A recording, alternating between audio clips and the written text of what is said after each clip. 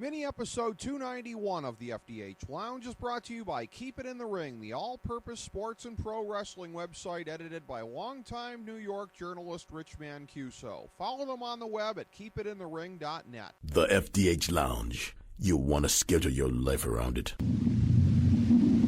A long time ago, on a gloomy, wet Cleveland spring night, two men stand alone amidst the late-night drizzle. Their voices echo across the vacant station parking lot as they debate the merits of the great American radio show that have been missing for far too long. On that night, an idea was born. That idea became the FDH Lounge.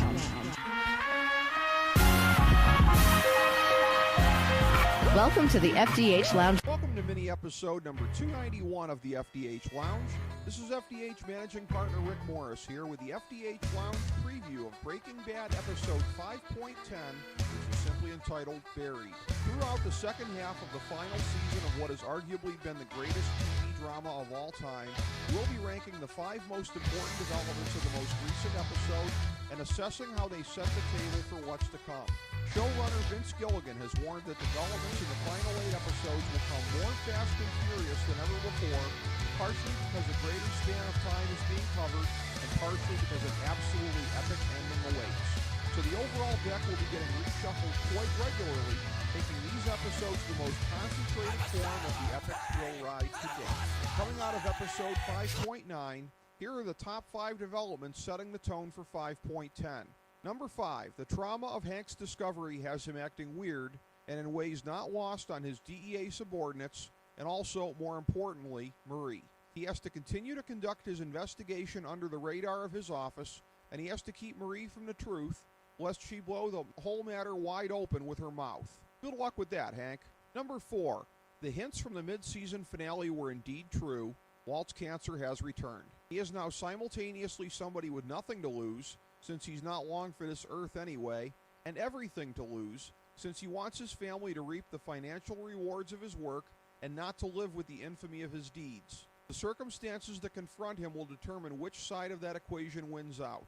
And in the flash forwards we've seen, the implication is that his family is not an active part of his life at the end, to say the least. If they're all wiped out, then ultimate Heisenberg mode is coming, along with probably the most dramatic ending in TV history. Number 3, the return of frantic, frazzled Lydia. How is a woman who is so good at actual crime and corruption so crummy at conducting herself in a calm, reasoned fashion in tense situations? Regardless, her visit to the car wash, reminiscent of when Walt was forced to seek out Gus at the chicken restaurant in Season 4, proves the falsity of Walt's wishful thinking about the crime life being in the past. To Walt, she was just an annoying gnat buzzing about his head, but she invaded his space to pass on the message that powerful people are extremely dissatisfied with his retirement and the resulting loss of quality meth. Whether it's Declan, Czech mobsters, both, neither, or somebody else completely, powerful people aren't ready to let Walt White shed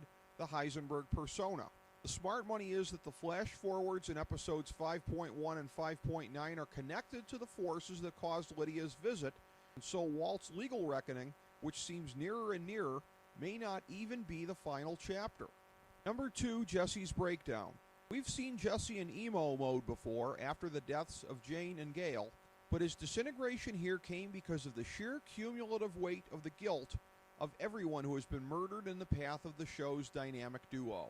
The $5 million, which he anxiously sought from Walt towards the end of the earlier half season, now serves as a tangible reminder that it really is the blood money Walt now denies it to be. His inability to take even the small step to make things right by splitting it between the family of the murdered boy on the bike and Mike the cleaner's granddaughter convinced him of the complete futility of his existence, leading to the scene where he just threw stacks of money out of his car. In a cold, bloodless sense, both Saul and Walt are right. Jesse's intended actions, however noble, would have created a path for the DEA to move in on the whole blue meth chain. When Walt finds out what he did, almost certainly in the next episode, in light of development number 1, he will be alarmed as never before about the prospect of Jesse becoming a loose end. All this time, so many people have been waiting for Jesse to avenge the many severe wrongs done to him by Walt, although he remains ignorant of all of them. But at the moment, he looks more likely to be on the business end of Walt's boast about being the one who knocks. Number 1, the confrontation 5+ years in the making between Walt and Hank. In the Breaking Bad universe, it's only in the ballpark of a year and a third, but it's still breathtaking to think that 60 seconds before the end of the mid-season finale, Hank was still in the dark that his brother-in-law was the evil mastermind Heisenberg, and by the end of 5.9, both characters had broken through the "I know that you know that I know" subtext and put their cards on the table in brutal, memorable fashion. A clash that many thought wouldn't materialize until at least halfway through this final run has dramatically reshaped the landscape right now, as Walt knows that Hank is going to be looking to nail him and that any loose ends could prove fatal, while Hank knows that he's bound to look either crooked or like a patsy if he brings a case against his brother-in-law. But he will not back down, setting the stage for an intense conflict that both men will keep under the radar for now.